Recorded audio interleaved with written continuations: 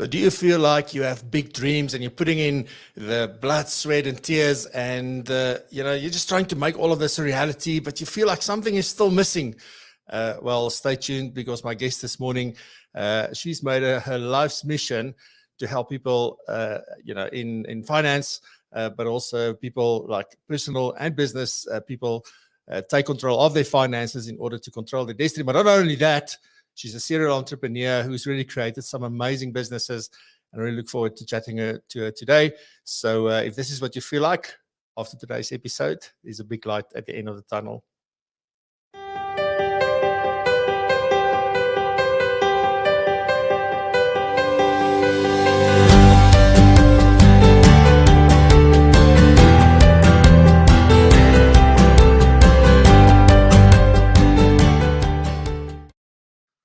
Good morning. Good morning. Welcome back to another episode. So this is episode 11 of season 3.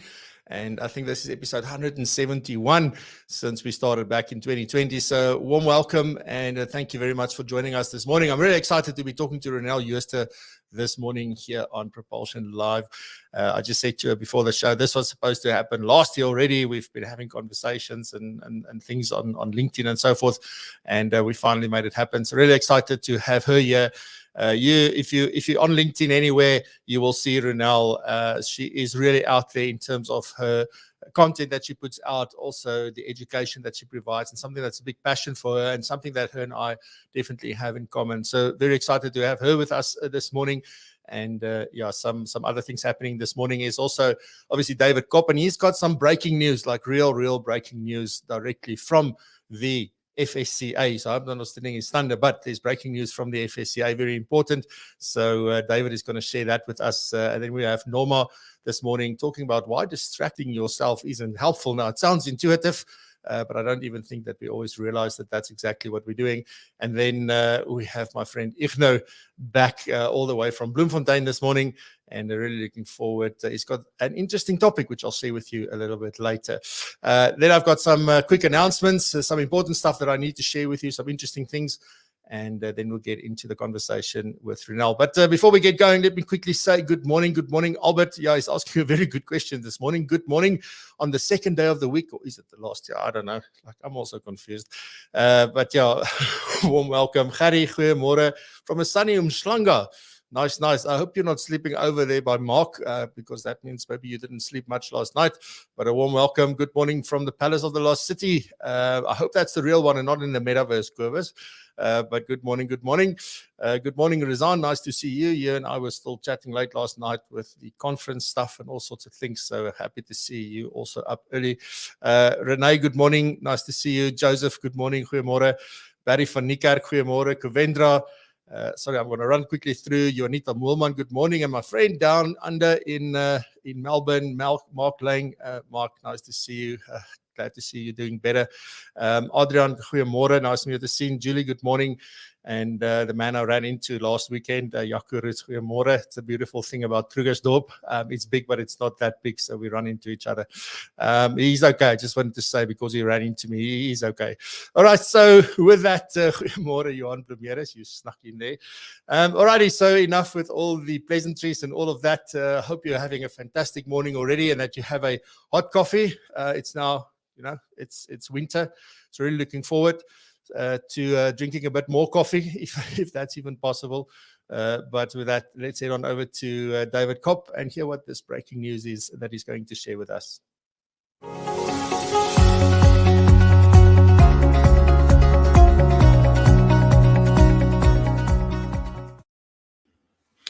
Hello everyone, and yes, winter is definitely here. So in today's current affairs, anti-monetary laundering, national health regulations, rand weakness, and may the 4th be with you. So the FSCA has issued a communication to all accountable institutions supervised for anti-money laundering and counter-terrorist funding purposes, dealing with the Financial Action Task Force mutual evaluation relating to outcome for preventative measures. The Financial Action Task Force is an intergovernmental body which sets standards to promote the implementation of legal and operational measures for combating money laundering and terrorist financing. In November 2019, FATF conducted a mutual evaluation of South Africa and assessed both our technical compliance, our legal framework combating money laundering and terrorist financing, as well as our level of effectiveness in identifying risks and mitigating such risks identified. Considering the findings by FATF, it is clear that there are two major areas of concern for accountable institutions supervised by the authority: understanding money laundering and terrorist financing risk, and the ability to identify reportable transactions and timelessly file such reports with the Financial Intelligence Center. Should all findings not be addressed immediately with tangible positive results to demonstrate remediation by October 2022, South Africa may become subject to stringent processes by FATF, which could include becoming grey listed. So this is a very important stuff for us as accountable institutions to make sure that we become aware and put measures in place. So the FSCA will be continuing to promote awareness on money laundering and terrorist financing through webinars and engaging with the industry. So connect with them on their YouTube channel, FSCA Connect. There's some fantastic webinars on this matter already on there, and on their website under the regulatory affairs. What can you do as an accountable institution? So ensure you have sufficient processes in place to identify and assess and monitor money laundering and terrorist financing risk. Move from a compliance mindset to a risk management mindset. I think this is very important. It's not about complying with the regulations. It's about understanding the risks and managing the risks, and engage with the FSCA through their electronic portals so that you're aware of what's happening. The communication has been sent to all accountable institutions, but it can also be found on the FSCA website under the regulatory affairs and money laundering. Then the High Court will rule next week if SA's COVID-19 health regulations can stand. Judge Haley Slingers has reserved judgment on a challenge by Action for Freedom to the validity of the controversial health regulations that provide health officials with sweeping powers in the event of an outbreak of coronavirus infections. The draft regulations, if they become law, will provide a way for health authorities to regulate outbreaks of coronavirus infections. And I must say, it's not only coronavirus, it's all health infections. While not specifically mentioned by name in regulations, the regulations refer to pathogens causing respiratory disease as one of the conditions that can trigger these regulations. Amongst other things, the draft health regulations provide for people may not be allowed to refuse being examined for or provide biological samples if they test positive for communicable diseases. On April 14, lawyers for Action for Freedom, Naveen Pillay, and advocate Sabila Sabande obtained an order preventing Health Minister Joe Pala from processing the regulations until 3 May. Sabanda argued that the Health Act should be read in a way that the minister must give 3 months for comment for regulations. As this was not done, he said that the process was an abuse of power. He argued it was up to the court to protect the people. So again, let's follow this unraveling story. On Thursday, the South African rand was nearing 16 rand to the dollar, following the largest weekly fall since March 2020. The local currency was close to the biggest faller in the G20 currency complex during the week to Wednesday, after being outdone by its decline by only the Brazilian real. So again, some rand weakness could put pressure on our clients. Then May the 4th. So next Wednesday is an important day in the geek calendar. May the 4th, also known as Star Wars Day. May the 4th became known as Star Wars Day, an unofficial holiday that gets its origin from a line and dialogue in the movie released in 1977, Star Wars: A New Hope. So how did May the 4th become a thing? Well, the first official application of the phrase to May the 4th came in 1979, when the UK Conservative Party paid for a newspaper advert saying, "May the 4th be with you, Maggie. Congratulations," to celebrate the party's general election victory. So as General Dodonna said to encourage the rebel fighters before they began their assault on the Death Star, "Man your ships and may the force be with you." And for those of you who are more inclined to the dark side, while May the 4th is a Jedi phrase, May the 5th is celebrated as Revenge of the 5th, which again is a wordplay on Star Wars Episode 3, Revenge of the Sith. So enjoy May the 4th for those who are inclined to the light side, and Revenge of the 5th for those more inclined to the dark side. And back to you in the studio, Francois.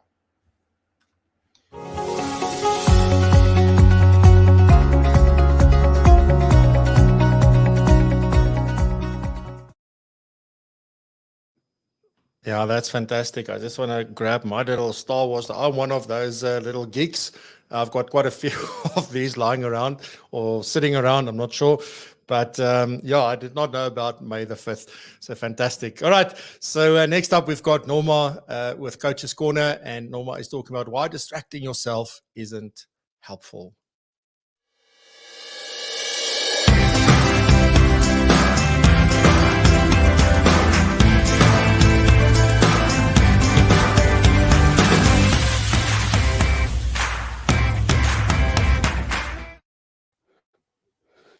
Good morning. Glad to be back today. It's always good to start my weekend like this.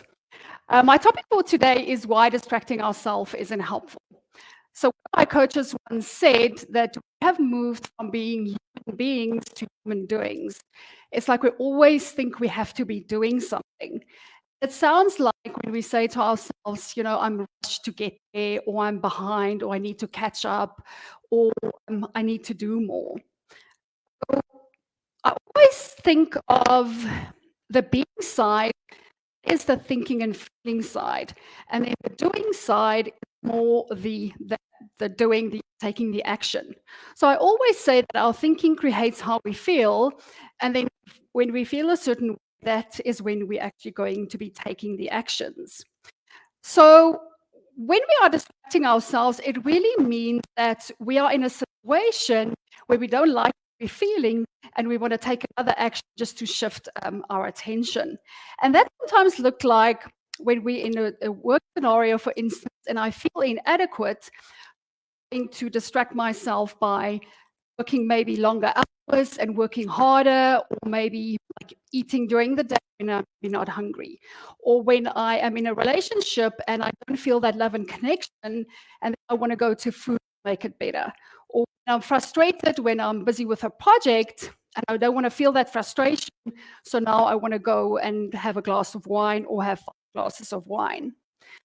So the reason why we're doing that is obviously because it's the easy and comfortable thing to do, and it gives us instant relief.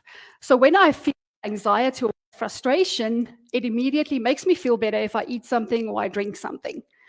So what we can do instead is rather be with that feeling, because when we feel that frustration, we really, if we food or anything else to solve for that, means that we have to keep going back and doing it. It never satiates us. So if we are wanting to solve an internal problem with something external, it is never sustainable.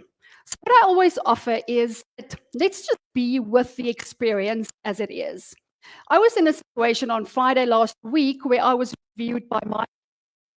So I was coaching someone in a group where I was also watched.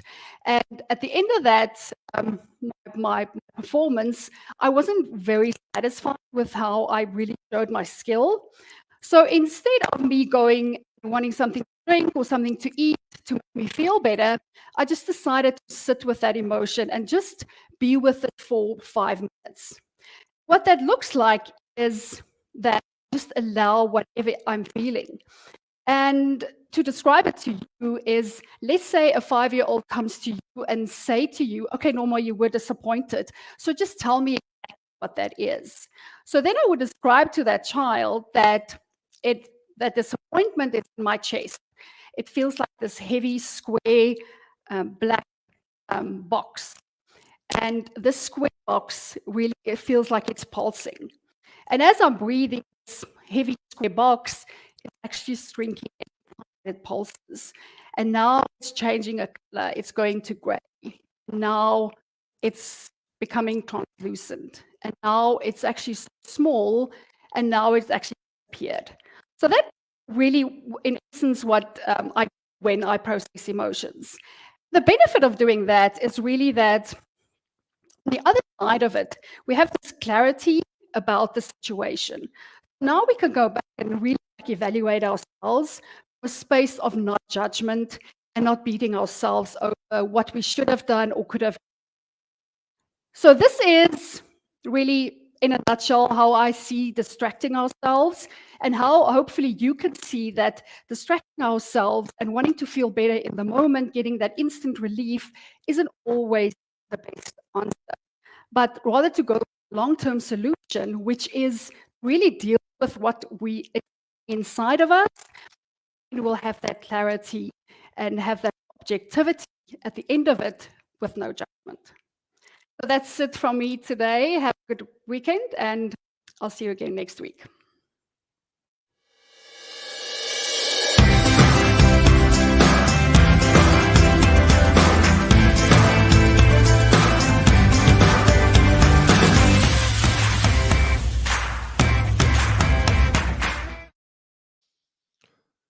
Good stuff. Next up, we have Ignu, and Ignu has got a very, very interesting topic that he is going to be discussing today, and I believe it comes from his recent trip. I must say he's posted the most amazing photos. If you follow Ignu on Instagram, if you don't, I strongly suggest that you do. The photos that this guy posts and on Facebook as well, it's just absolutely mind-blown. So he's talking about slideshows, big rocks, and the power of stories, something that we all try and be better at is telling stories.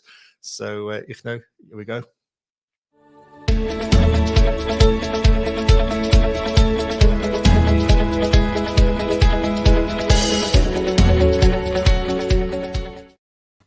Oh, thank you so much, Francois.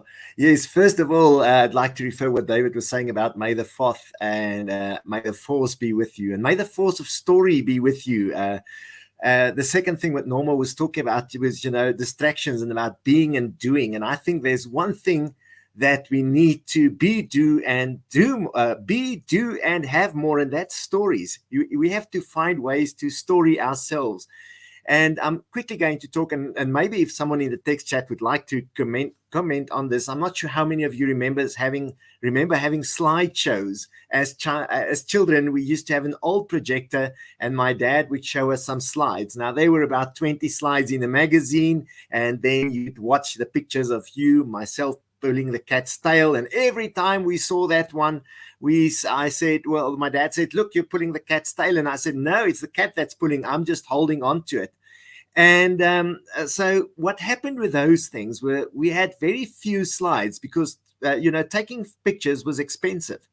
And what stands out for me now is the stories that I remember are all those slides. And my question to you today about your business, about your purpose is, do you have stories that repeat themselves and that gives you energy? That may those stories be with you, because we live in an environment where there are so many things, so many data. We go on holiday, we take 1,000 photographs, we never have time to look at them. Whereas the scarcity of my dad's slideshows left us with those memories and messages. And what I'd like to do today is, those of you who had slideshows, I did a bit of a poem about this, but I'd like you to consider your business. What are the 5 main stories that when you have a weekend, you think, wow, that's what makes my business wonderful? And in these days, especially in the insurance industry, we don't have the checks we take out to people. There's electronic fund transfers and those kinds of things, which means that finding good stories to energize you and make you excited about the purpose that your work has is really difficult. So when I talk about this, there's also the upside down stories. Those of you who might have seen slideshows will also remember that sometimes the slides came in upside down. If you put them in the right way around, they would show upside down. So I'm just going to share, this is a slice of life kind of thing about the slides I saw as a child. And I want you to go into the weekend with this and think about the 5 stories or 3 stories or 2 stories that excites you about your work. So I'm just going to draw this, and it's called slideshows. The projector fan word, condensing lens-directed light, flowing through flimsy 35mm film, memories mounted in sturdy Kodak cardboard frames. Every click of the cable remote recalled another from the magazine tray. Siblings 4, our childhood, light painted against the wall, slide by slide. There was a sprinkler summer Sunday. We were building a farm with Lucky Packet livestock. Assembled around the birthday cake, a finger gouge gap in the icing. Play riding miniature deer in a zoo, an outing with an aunt. My sister munches a T-bone big as a 3-year-old face.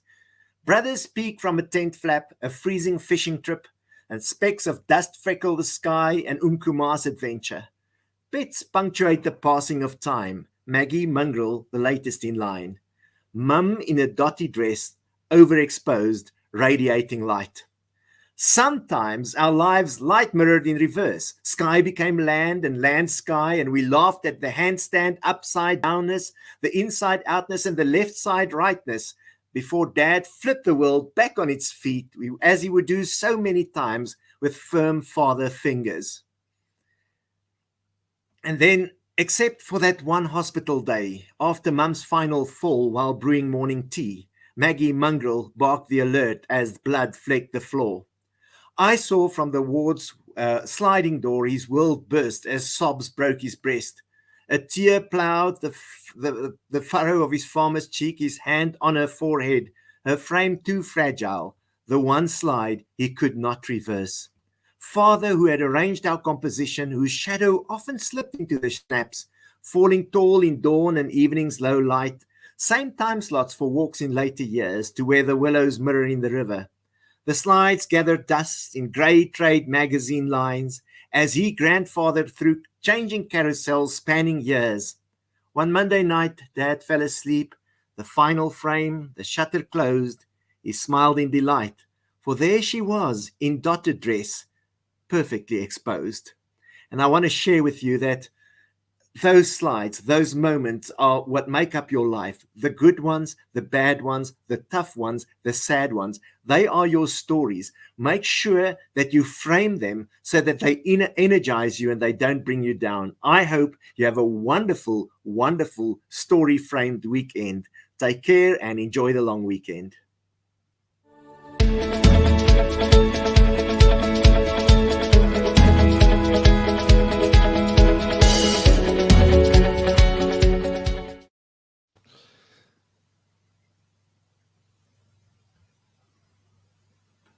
When it happens, when you can't click the right stuff. Sorry for that. You thought you were gone and then you were back.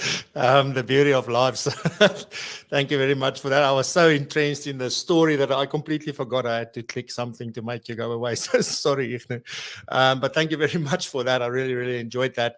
And yeah, it's powerful how just, something like that can just pull you in so that you forget about everything else. And I think that actually illustrates the power of story. All right, so with that, let's get started on the quick announcements. I do have some very important things that I would like to share with you. And we're also announcing the other sponsors this morning for the Global Financial Planning Conference. So first to start off with, next week I have Adele White from the FBI who's going to join me because they did something extremely exciting. And I think it's so important that we all know this. You know that they do these annual awards, and one of them, I think the flagship award, I think apart also from the Harry Bruce Award, which is a Lifetime Achievement Award, is then the Financial Planner of the Year. Now, typically, you sort of went through a process where you said, look, I want to take part in this, and then you go through the entire process. But they changed it this year. So now the public can also nominate financial planners to CFP professionals.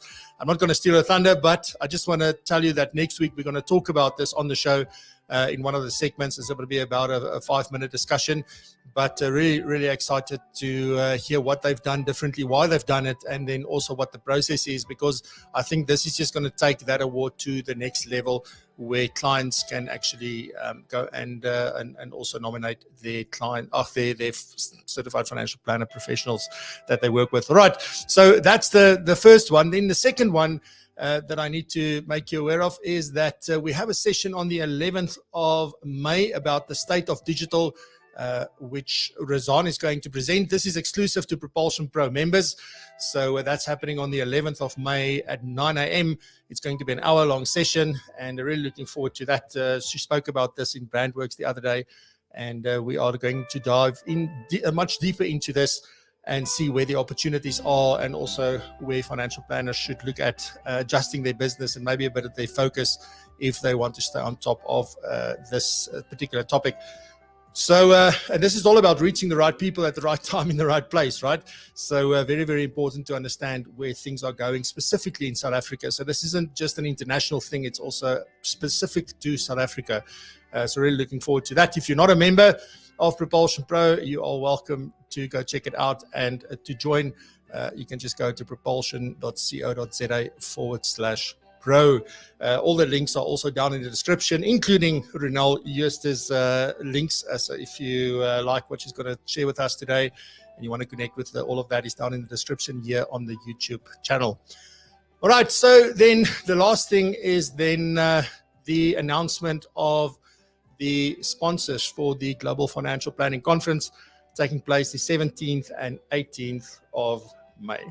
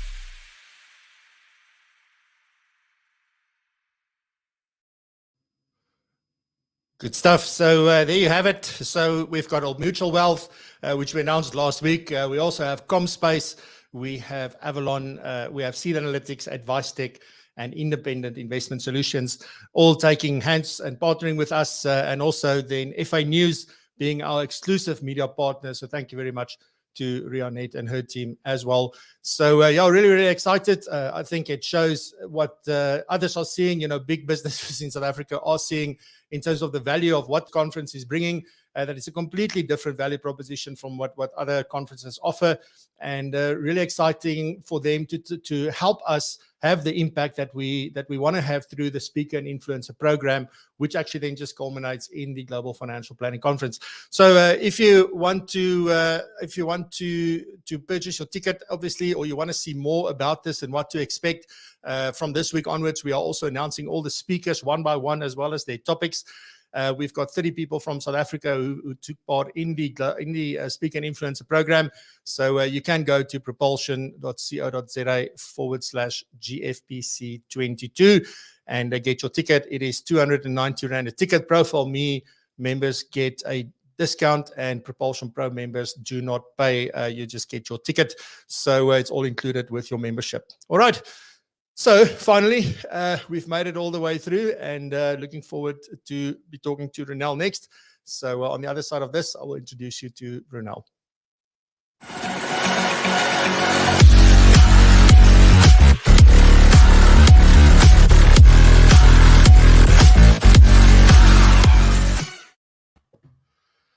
Good morning, Ronel. Welcome to Propulsion Live. Morning, Francois. Thank you for the invite. I'm really excited to be here, and I have to congratulate you. Your studio is so impressive. It feels like being on an Oprah Winfrey show this morning. Thank you very much. I appreciate that. Yeah, you must go watch one of those very first episodes from 2020. We've really come a long way, but thank you very much for those kind words. And I think it's sort of a testament to like whatever you do, just keep doing it. You learn as you go along. Don't be afraid to jump in or wait until you have everything that you need, etc., etc. But I think, Oprah is still there, and I'm here, but thank you very much for that. Ronel, I'm really excited to have you on the show. I mean, I've been connected to you on LinkedIn for a very long time. I've watched you from a distance. I've seen what you do, how you put yourself out there.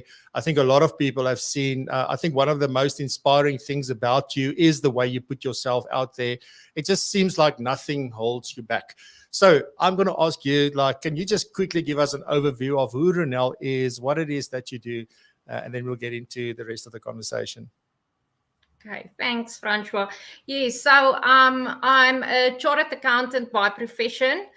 I've always been in the financial services industry. So I've spent 10.5 years at Momentum Metropolitan as head of group financial reporting and consolidation. And then I got to a point in my career where I thought I actually want to do more, be more. I want to make a bigger impact. And I really want to realize my dreams and live my passions and my purpose.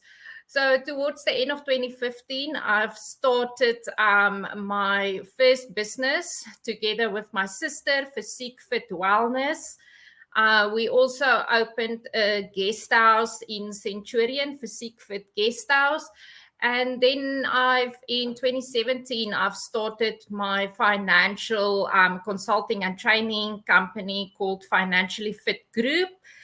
And last year during lockdown level 4, I also opened a spa.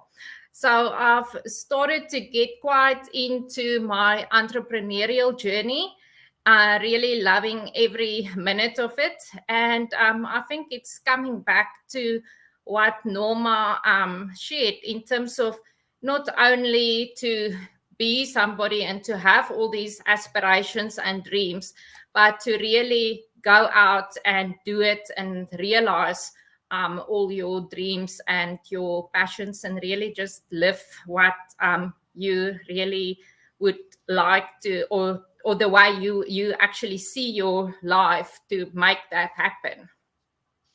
I love stories like this. And I love that, in lockdown level 4, I started a spa, like as if it was nothing, and it's definitely has been a big journey. And I always thought like you first started with Financially Fit. And I did not realize that you started with the guest house actually first, which is quite an interesting sort of take on it. I mean, what made you get into that part of, like, I mean, you're into accounting and auditing and, like group reporting and consolidations and all those good things. And there's so much you can do as a chartered accountant. And then, like, what got you into saying, well, I'm going to start a guest house? Well, I think at that point when I just left Momentum, we needed a bigger premises because I wanted my offices as well as to be able to live on the premises. And then we found the premises, and I think like after we've had everything that we wanted, we still had 6 guest rooms. We all with in-suite bathrooms, and I think that was kind of telling me, but I can actually utilize that much more efficiently. I can really start building towards financial independence and financial freedom, because now I can also, operate a guest house and really get a very good additional source of income. And I think that is how we started. We didn't have any kind of knowledge from within the hospitality industry. Like I said, I'm a chartered accountant. My sister is a psychologist.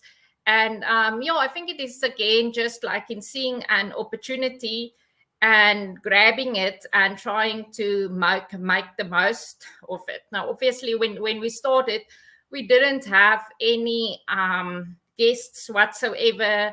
And we had to start from scratch. But it was such a wonderful journey in terms of how we managed to uplift and empower our staff from where they started out with us as cleaners to where they are today, where they can pretty much manage the guest house all by themselves. The one lady is an excellent chef.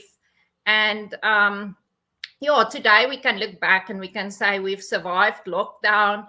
And our guest house is really growing from strength to strength. And it is just nice to have a complete different, almost a view on life than only being kind of what your profession is all about.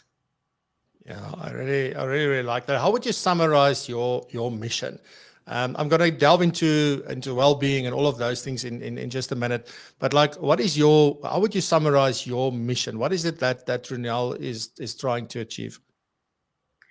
Well, I think I am very passionate about holistic wellness overall. And I think that is also, it was born from my experience in the corporate world, where I really realized that sometimes you focus so much on one aspect of your well-being. And in that instance, it was my financial wellness. You know, I was doing really, really well at a very young age, being successful, being like in climbing the corporate ladder. And that aspect was doing like really, really well. But then at the point, I came to the conclusion that actually I'm neglecting my health and my physical well-being. And as a result of that, I also started to get to a point where I felt that I'm not entirely happy with where my life is. I see so much more for what I can do and what I would love to be. And I think it was kind of like in connecting all those dots and come to the conclusion, but for you to really be ultimately well, you need to have your physical, your emotional, and your financial wellness all in balance. And you cannot neglect the one aspect, because it will impact on the other aspects of your life as well. So I think that is something that I'm very passionate about, to help people to also get to that point. But then also about education. I do a lot of financial and business training, helping people just to, being more financially fit in their personal lives, but also to start and build businesses that is really successful and sustainable. Because to go out and start a business, it's tough. It's definitely not an easy thing to do. And if I look back in terms of how much I've learned in these 6 years, and now I can utilize all of that together with my corporate knowledge, and just help people to start businesses and grow businesses, hopefully much easier, and learn from the lessons that I had to learn. Yeah, and that's great. And I want to get into, I think the name that you've got for your guest house and all of that is absolutely phenomenal, because you were very clever. It took me a while to get it, but the more I sort of looked at what you were doing and the three things that you just shared, I mean, you came up with a phenomenal name. I'm going to put it up on the screen, because when you say it, you can't see how awesome it is. You have to sort of see it, I think, to really understand the uniqueness behind the name. But I just want to be clear before I do that to everyone watching or listening to this. And remember, we do put this out on a podcast as well. But what is very important is that this isn't the show now today about, okay, you're a financial planner or advisor, you need to go open a guest house and a spa and things like that. I think it's important to understand Ronel's journey, and we are about to link all of this to what we do as financial planners and advisors as well. So I always love to delve into stories of, why you do what you do, where you came from, sort of what informed your thinking, and then see, but what can we take from that as well. So so let me put this up on the screen just quickly, and I hope I got this 100% right. I mean, would you pronounce that again, Ronel, so we can hear how to properly pronounce that? Yes, we pronounce it as PhysEQFiT. And I think there you see basically the combination coming through with the PHYS as the physical, the EQ for the emotional wellness, the FI for the financial wellness. And then the fit basically means that your physical, your emotional, and your financial wellness all need to be in balance. So they all need to fit together in order to achieve ultimate well-being. Yeah, this is brilliant for me. Like we always tend to go and we need to start a business. Let me combine my name and my wife's name and my children's names and see if I can come up with something weird and wonderful. And here you've gone and say, well, what are we actually about? and you've managed to put that into such a unique name. So I think that's very inspiring and something that I need to consider in my businesses sort of for the future. But all right, so I want to talk about one of the things that you very strongly believe in is that holistic well-being is absolutely crucial to achieving long-term success. And when we think of well-being, I think we often think about work-life balance. It's just sort of a natural thing. Also, if there's well-being, it means that I need to have work-life balance. Is this the same thing? I think it definitely fits in there, and I think people need to definitely spend more time on looking at their work-life balance. But like I said again, like in work and life is almost just kind of like in two components, and there's almost kind of more to it, because it's also kind of not only kind of your work and your life, it's also kind of like within my workspace, you know, what can I do to basically improve my physical well-being while being at work? How can I make sure that I am actually happy and content with my work performance in terms of my goals at work? So I think it is much more than just work-life balance. And we work with quite a number of companies within the finance profession. And I think it is something that a lot of finance professionals are actually struggling with, to get that balance correct. Because quite often you kind of spend so much time working and, you know, trying to get that aspect of your life going, growing your business and all of that, that quite often you neglect the other aspects. And I think it can end up in situations where you are burnt out, where you are fatigued, and where you cannot then basically achieve your ultimate success, because you are just not physically and emotionally in that space to help you to have that energy and that drive and everything to again be successful in your business or your career. Yeah, and is it possible? So it's definitely a big part of it, but it's not everything, right? Mm-hmm. So if we talk work-life balance, I think a lot of us try and achieve that on a daily basis. Is that something that's attainable, or is work-life balance something that you need to aim for, apart from the other things that we'll get into now in terms of your physical and your emotional well-being? But is it possible to attain that on an everyday? So have a calendar blocked out and say, this morning I do this, and then this, and then this, and that sort of helps me achieve work-life balance? Or is it something that's more attainable over a period of time?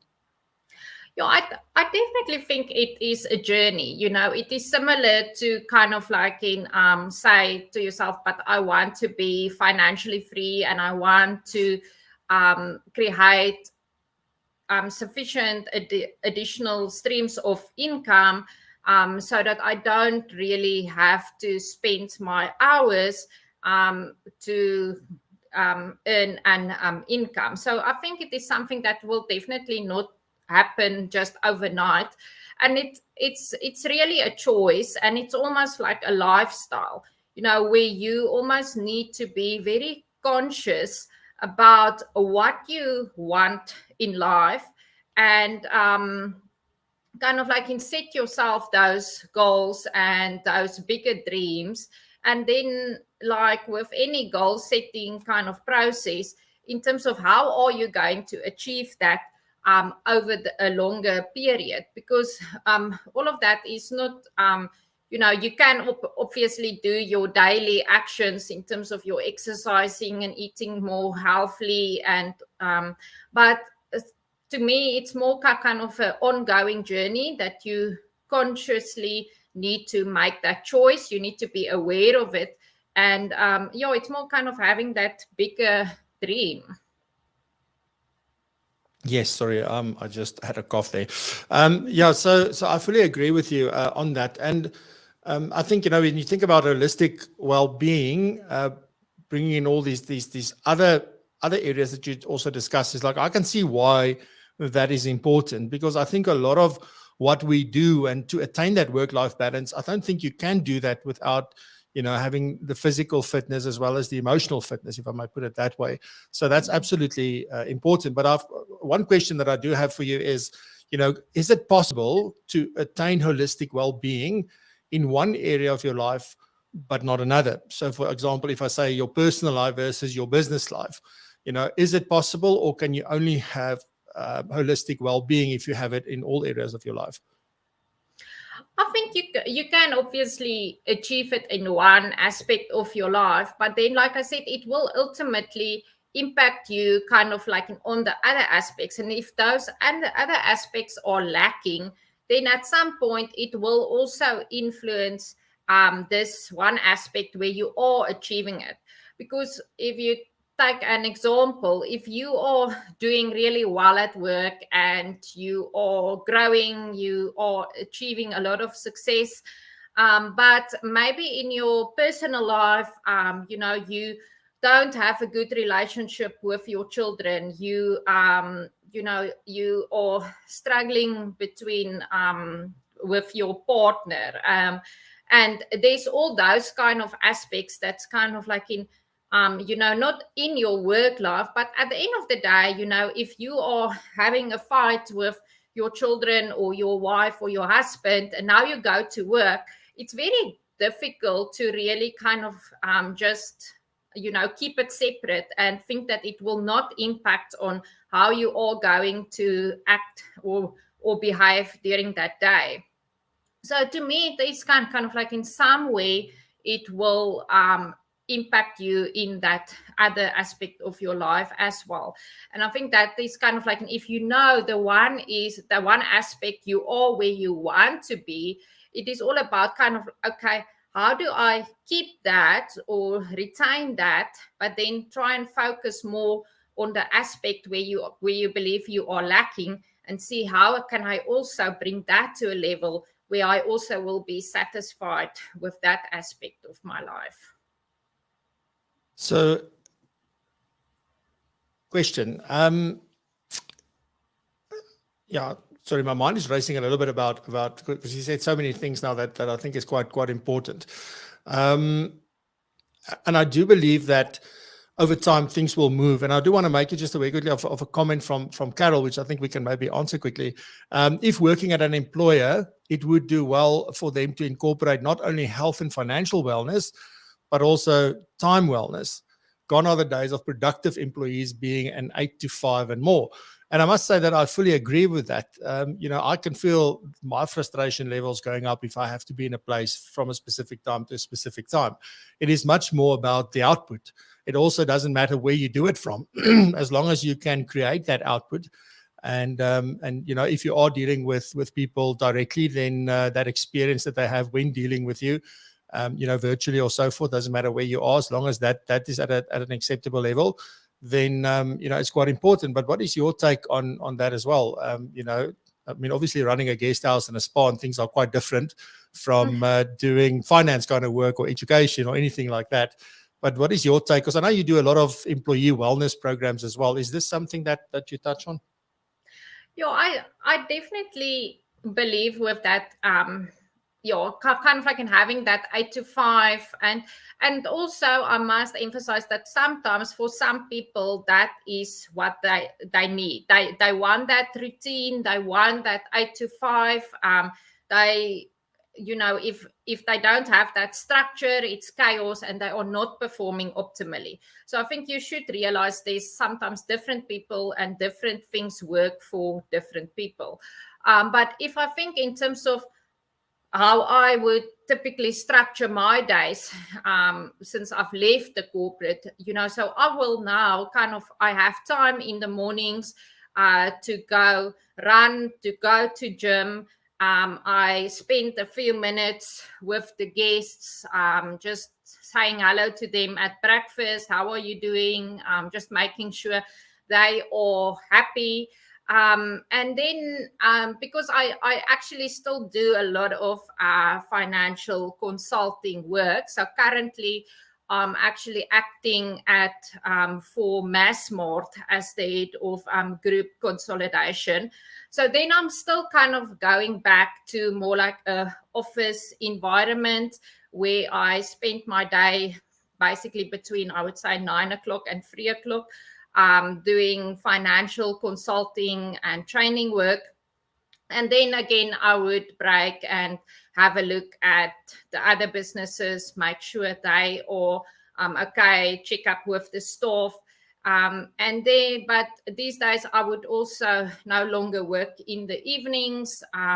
So I kind of like I've set up a structure that works for me. And even though I spent less hours within kind of like a finance working environment, in terms of output, I believe I am even more productive than what I've been in the corporate world, where I most often kind of would spend 12, 14 hours a day working, just because when I go for my run and go to the gym in the morning, I feel so much more energized. I've planned a lot of things in my head. I'm just ready for the day. And quite often at the guest house, the guests would ask me, where do you still find time and energy to go run and go to gym? But that is actually what is giving me energy. So when I get to my laptop, I can be really productive. I can really be efficient. I can really, put in all the effort to make it count, because I know I only have that time and then I must move on to something else. So I definitely don't think 8 to 5 is kind of the best thing for all people. And if you can find a way where you can rather spend time with your family, spend time on exercising and all of that, and holistically you become more well, if I can call it that, or you can be kind of in a very happy space in terms of where you're at, then you will definitely have that link and seeing it coming through in your performance at work as well. And I think that's a good indicator of your well-being is your level of happiness. Not telling yourself you're happy, feeling that you're happy. I think that's quite important. I mean, that is there's so many things that we can delve into in there. I want to step over to a little bit more practical from running a business point of view. And I mean, you do a lot of you've got courses and everything available in terms of helping business people take control of their financial management and understand how to do that better. And I think for many of us, and I'll include myself here, I would go as far as to say that one-man businesses, most of them, okay, so whether you're in a corporate structure and you sort of are able to run your own practice from a financial planning point of view, or whether you're on your own, but if you're the main person that does everything from seeing clients to making the payments and everything else in between, is that we're merely surviving. And it might often be, and it is often from a financial point of view, where it's the 1 month to the next month to the next month, trying to make ends meet, just delivering on what you promised. Often when you go and prospect for clients, the work doesn't get done. You get new clients, you go and find, and then you need to do the work, and it's a start, stop, start, stop, start, stop. And we sort of get stuck in that survival mode, and sort of you work hard. We're always on the run. We never have time for proper stuff. I mean, I would like to know, and this is sort of putting you on the spot. I did not share with you that I would ask this question, but maybe 3 things that come to mind that businesses like that, or people in businesses like this, can focus on in order to start changing that and moving from just surviving into an environment where they're thriving. Yeah, and I totally agree. And I think that is kind of when we start a business. I think we all go through that phase where you literally are from being the tea lady to the marketing person to the administration to the IT guy. And I think it is all about kind of like in getting to a point where you sit back and you reflect on the situation and see, but how can I be more productive? And that is quite often to say, okay, but what are the things that I'm really good at, and focus on those things. and then try to either outsource. Say, for example, you don't like the accounting or whatever, and you really want to be out there to build relationships with your clients, get business in, then outsource that function to somebody else. Now, immediately you would say, okay, but we have financial constraints. And that is, again, but if you can spend the time that you would spend on your admin and your accounting and whatever, rather kind of like in having more business, then you will have the income to pay for those people. So I think that is definitely to kind of like reflect in terms of where you want to be and how you can achieve that. Build a good support structure, and that comes again with like employee wellness, like appoint people and create a happy work environment for them, make them part of the bigger goals for your business, and let them understand where they fit in and how important they are to the business, because they will be crucial to the success of your business. And I think thirdly, again, like to look at your holistic well-being as well, because there's also no point in working 14 hours a day just to try and survive financially.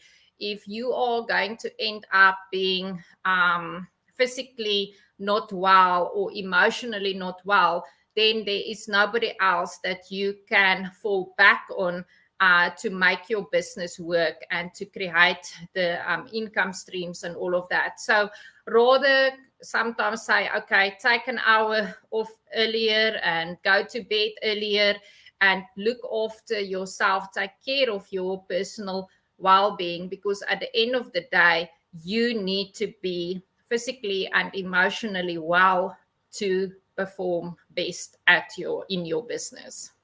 Yeah, and I want to add, like, when you talk about outsourcing or employing someone and things like that, where that's going to be an expense and I'm going to have to pay money away. But there's two main things there. I think it starts off with our mindset that we connect to that specific action. Oh, but if I give 10,000 Rand a month to someone else, then I don't have 10,000 Rand a month, and I'm already barely making it, for example. Or yeah, I'm doing there, but I'm just not willing to give up that 10,000 Rand.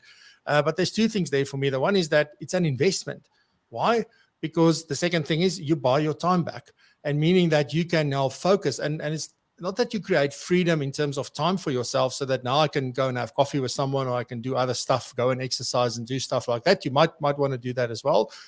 But I think it's freedom of your mind, so that you have time to reflect, you have time to think about things, you have time to take helicopter days and then just sort of look at the business, take that time out and start working on the business with that time, instead of, just being running around the one thing after the next, and sort of your diary managing you rather than you managing your diary. So those are three very good points. Thanks for that, Ronel. I also want to just quickly touch on, we've got about 1.5 minutes left. So I quickly want to touch on the Ronel Jooste Dream Foundation. You collaborating with the SA Council for Business Women, and we want to help 5 aspiring women entrepreneurs. Tell us a little bit more about that. Yeah, so I think during lockdown, I realized a lot of people want to start businesses as a side hustle, or they've been retrenched and they need to try and do something, but they don't know how to start a business. So I have developed a 2-day course taking aspiring entrepreneurs or startup entrepreneurs really from step A to step Z in terms of how to start and grow a successful business. So we're looking at all the different aspects of business, not only finances. And we're running a competition now where we will help 5 aspiring women entrepreneurs to start and grow a business. It will be the 5 ladies will win a 2-day business course. And at the end of that business course, they will walk away with a business plan customized for their business that they can use for funding or whatever purposes. So something really excited that I'm really being involved in that I think can really make a difference. And even if you can just change 5 people's or 5 households' lives by helping them to create financial security and start and grow a successful business, it can make a big difference in South Africa overall. Fantastic. Ronel, thank you very much. Where can we find more information about that, as well as where can people connect with you? Yeah, I think they can go onto my website, financiallyfitlife.coza or PhysEQFiT.coza. But they're also welcome to connect with me on LinkedIn and also on Facebook or Instagram. And I can also send people the link if they want to enter the Business Women competition, or if they know somebody who would be interested to enter. Fantastic. Ronel, thank you very much for your time. I really enjoyed our conversation. I wish you well and have a safe and happy weekend, a long weekend, that is, again. But yeah, thank you very much for being here. Thank you so much, Francois. I really enjoyed being in your studio. Thank you very much, Ronel. We'll catch up soon. Thanks. Bye-bye. Bye.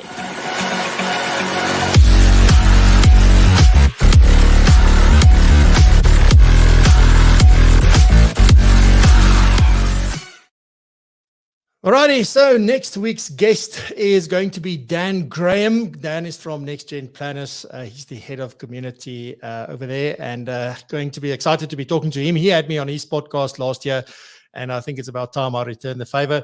So really excited. Dan is a young guy that really understands about marketing and understands about a whole host of other things, community and sort of getting people to engage, etc. So really excited to be talking to Dan next week. And then on that note, yeah, we will be back next week, same time, same place. So next week is the 6th of May. We'll be back same time, same place, 7 a.m. live, right here on YouTube, LinkedIn, and Facebook. And I just want to wish you a happy weekend. It's a long weekend here in South Africa. Stay safe, be blessed, and remember to raise the bar. Love you. Bye-bye.